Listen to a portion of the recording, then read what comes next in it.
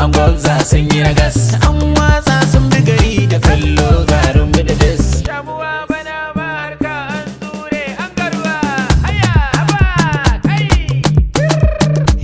Sun dauka mun ci kasa kuma mu da Allah mun fi kusa.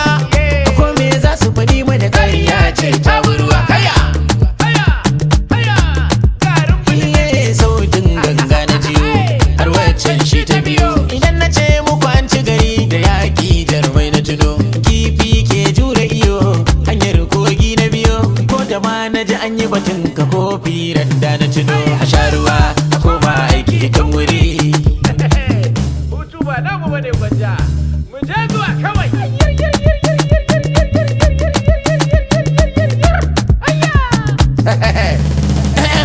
Sarki Allah ka hana mu guda ɗaya, ka ba mu guda ɗaya, ka raba mu da 'yan ɗaya. Inda wake zan ɗauki guda ɗaya, in kyala gaba ɗaya, da zan yi da gujiya. To bara ku ji gujiya ba kanya ba kuma kankana ba gwanda ba haka shi wuri ba saba ce ba azantuwa ba sata ba.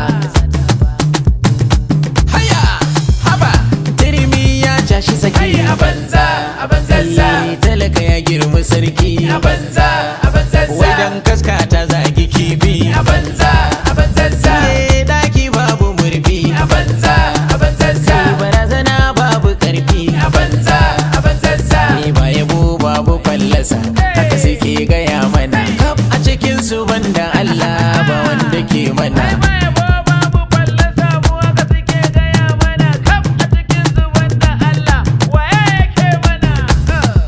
Kai ashe ba wani wanda ke mana.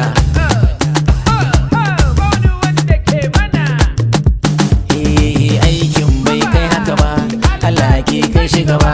Lai mun ci gari da yaƙi maririyari.